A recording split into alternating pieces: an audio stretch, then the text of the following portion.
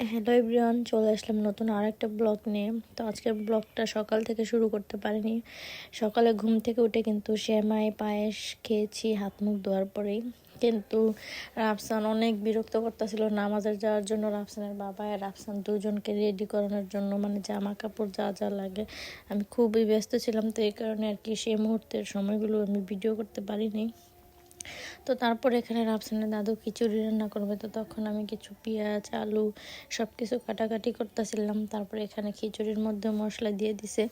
মানে আজকে রাফসান এত বিরক্ত করতেছিল, আবার বৃষ্টিও হইতাছিল, তো সব কিছু মিলিয়ে আমি ভালো করে ভিডিও করতে পারিনি।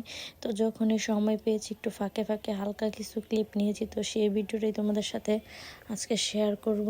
তো এখানে কিন্তু রান্না করবে খিচুড়ি আর গরুর মাংস। তো এখানে কিন্তু আরেক চুলায় ডালগুলো সিদ্ধ করে নিয়েছে। আমরা যে মোটা ডালটা আছে ওইটা কিন্তু আমরা আলাদা সিদ্ধ করে নিই, নাহলে খিচুড়ির মধ্যে একটু শক্ত শক্ত লাগে, ওইটা ভালো লাগে না। তো এখানে কিন্তু খিচুড়ির মধ্যে হলুদের গুঁড়া, মরিচের গুঁড়া, ধনিয়া, তারপরে লবণ, সব রকমের মশলাই দিয়ে দিছে। তারপরে এখানে তোমার আবার গরুর মাংস রান্না করব। তো গরুর মাংসটা এখানে আর কি মেখে রান্না করব। তো এই কারণে আর কি গরুর মাংসর মধ্যে পেঁয়াজ, তারপরে হইতেছে লবণ, যা যা লাগে সব কিছু এখন দিব। আমাদের কিন্তু রোজার মধ্যে প্রায় যে লাস্টের যে কয়েকদিন ছিল, এই কয়েকদিন কিন্তু প্রতিদিনে গরুর মাংস রান্না করা হয়েছে। আর ওই কয়েকদিনও রান্না করা হয়েছে, কিন্তু মাঝে মধ্যে একটু অন্য কিছু রান্না করা হয়েছে। তো এই 2-3 দিন যাবৎ কিন্তু এক কোরআনই রান্না করা হইতেছে। তো এই কারণে আজকে আর বেশি পরিমাণেও নেয় নেই, মানে পর্যাপ্ত পরিমাণে নিছে। তো এখানে কিন্তু হলুদের গুঁড়া, তারপর মরিচের গুঁড়া, এটা শুকনো মরিচের ফাঁকি, তারপরে হইতেছে ধনিয়া, লবণ, সব কিছু দিয়ে মাংসটা ভালো করে মেখে নেবে। তো এখানে কিন্তু আবার আদা রসুন বাটাও দিয়ে দিতেছে। আর এই আদা রসুনগুলো কিন্তু আমরা কালকেই কাটছিলাম, কালকে বিকেলের দিকে। তারপরে ব্লেন্ডার করে নিছি একসাথে আদা আর রসুন। তো ওইটাই দিয়ে দিতেছে। এখানে আবার সয়াবিন তেলও দিয়ে দিতেছে। আজকে সরিষার তেলের কথা মনে ছিল না, তো এখানে আবার সয়াবিন তেলও দিয়ে দিতেছে। গাইস, তোমাদের কার কার বাড়িতে ঈদের মাংস এরকমভাবে মেখে রান্না করা হয় তোমরা কিন্তু অবশ্যই কমেন্টে জানাবে।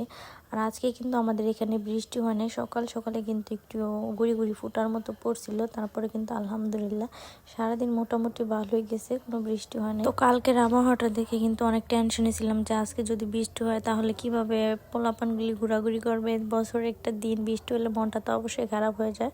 তো আজকে কিন্তু কোনো বৃষ্টি হয় না, আকাশটা মেঘলা মেঘলা ছিল। তো আবহাওয়াটা খুবই ভালো লাগছিল, গরমও না শীতও না, মানে একদম ঠান্ডা ঠান্ডাই, মানে মোটামুটি কোনো কিছুই খারাপ না, আলহামদুলিল্লাহ সব কিছুর জন্য। তো তোমাদের কার কার ঈদ কিরকম কাটলো অবশ্যই কিন্তু তোমরা আমাকে কমেন্ট করে জানাবে। আর আজকে তোমাদের ঈদটা কেমন কাটলো তোমরা অবশ্যই কমেন্ট করে জানাবে। সাথে তোমরা কে কোথা থেকে আমার এই মিনি ব্লগটা দেখতেছো সেটাও অবশ্যই কমেন্ট করে জানাবে। আর তোমাদের কাছে যদি আমাদের এই ছোট ব্লগটা ভালো লাগে থাকে তাহলে অবশ্যই লাইক কমেন্ট শেয়ার একটা সাবস্ক্রাইব করে যাবে। গাইস, এই তো কথা বলতে বলতে আমাদের মাংসটা কিন্তু অলরেডি কষানো হয়ে গেছে। এখানে কিন্তু আমরা মাংসতে কোনো রকম পানি ব্যবহার করিনি। মাংসটা যেহেতু মেখে রান্না করতেছিলাম ঢাকনা দিয়ে ঘুরে রাখছি, অটোমেটিকই এখানে মাংস থেকে পানি বের হয়ে উঠেছে। গাইস, সকালে কিন্তু গ্যাসটা একদমই কমে গিয়েছিল, তো এখন কিন্তু আবার গ্যাসটা চলে এসেছে। তো গ্যাস আসার পরে আমরা এক চুলায় খিচুড়ি রান্না করতেছি, আর অন্য চুলায় কিন্তু মাংসটা বসিয়ে দিচ্ছি। এখানে কিন্তু খিচুড়িও প্রায় হয়ে গিয়েছে, এখন কিন্তু খিচুড়িটা আমরা বাগার দিয়ে দিব। তো এখানে কিছু পরিমাণ পেঁয়াজ, তারপর রসুন, এগুলো একসাথে কেটে নিয়েছি। এখন তেলের মধ্যে পেঁয়াজটা বেরেস্তা করে দিব, আর সাথে কিন্তু আমরা ঘিও দিতেছি। এই যে দেখো, ঘিয়ের যে সুন্দর একটা ফ্লেভার, ঘি না দিলে কিন্তু খিচুড়ির কোনো স্বাদই আসে না। তো এখানে কথা বলতে বলতে আবার আহালাম চলে এসেছে। এই তো আহালাম এসে তার ভাইয়ের সাথে একটু মজা করতেছে, দুই ভাই বোন দুষ্টামি করতেছে। মাশাল্লাহ, আহলামের ড্রেসটা কিন্তু খুব সুন্দর। আহলামের এই ঈদের ড্রেস, জুতা যা আছে সব কিছুই সুন্দর হয়েছে।